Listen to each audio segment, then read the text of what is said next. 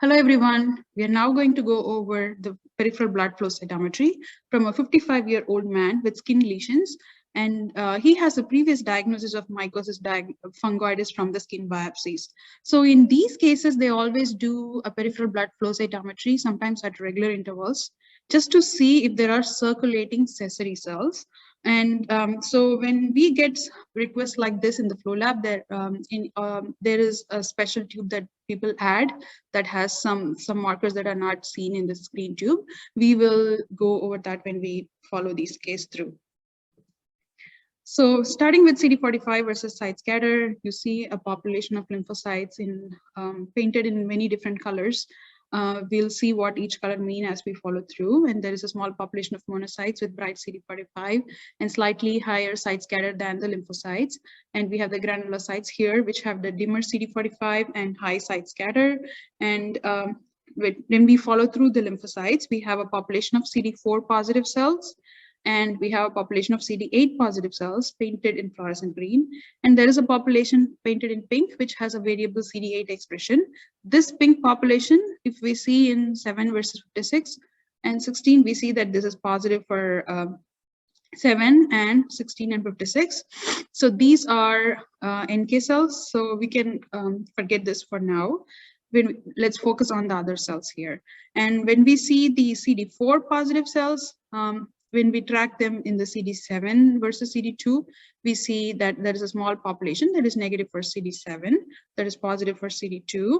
The larger subset, which is painted red here, is positive for CD7. So we normally see a small subset of CD7 positive T cells, subset of CD4 positive T cells that are negative for CD7 in the peripheral blood, and these are reactive T cells. They are okay. If you want to make sure that these are not aberrant T cells, there are a few things that can help. One, this will be a smaller subset. When this is like larger subset, then you have to become suspicious of a neoplastic process. Number two, except for the loss of CD7, they do not show any difference in the intensity of expression of any other markers. They express the same intensity of CD3, CD2, and CD5. Similar to the CD7 positive, CD4 positive T cells. So there should be no other difference except for loss of CD7, and this is a smaller subset. So when you see these criteria are satisfied, you can confidently think that those are just reactive T cells. Here in this one, we see another population of CD7 negative T cells, which express dimmer CD2. So this is aberrant. Now, when we track this, these are negative for CD56 and 16, and they do express CD3. So they are, like we thought those are T cells, but their intensity of CD3 expression is dimmer, and their intensity of CD2 expression is also dimmer. And when we see what subtype these are, if it is 4 positive or 8 positive, we see that all of them are CD4 positive T cells, and they do not express CD7 like we saw before. And CD5, we see them having brighter CD5 than the normal T cells that are seen in the background. So clearly we see a population that is aberrant, and these cells are negative for CD10. So if we list the aberrancies here, these are cells that have dim CD3, dim CD2, bright CD5, and no CD7. So kind of aberrant in all the T cell markers, and they are all CD4 restricted.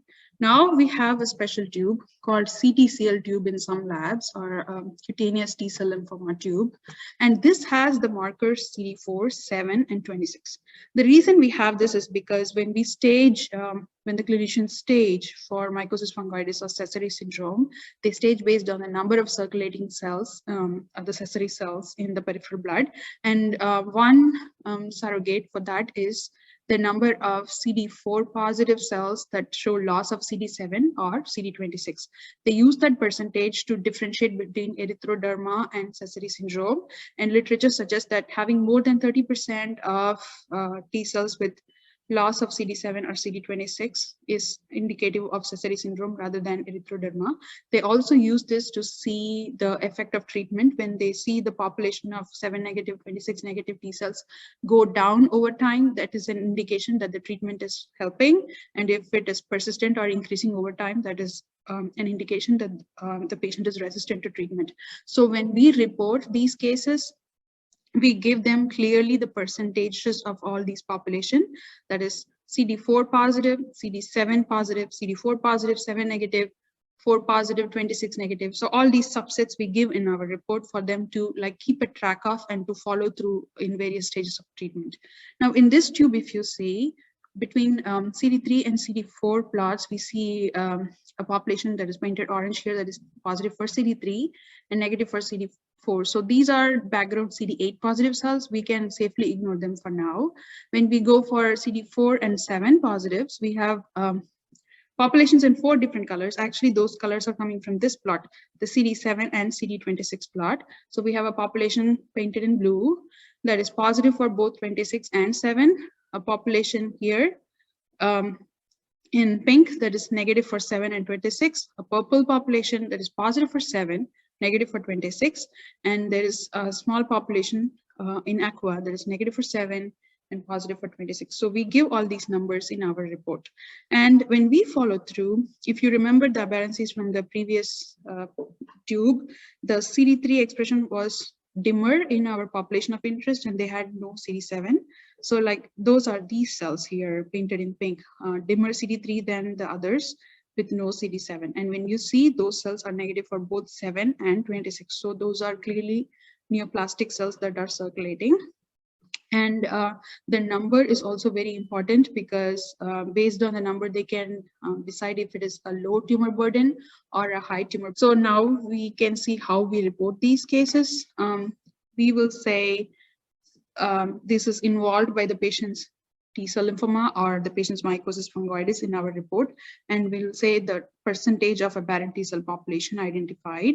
And in our report, as I said, we will describe how many T cells are CD4 positive, how many are 8 positive, and the percentage of 4 positive, 26 negative, 4 positive, 7 negative T cells. And we will give this number every time this patient comes for follow-up so that the patient, the clinicians can keep this in the record. Thank you.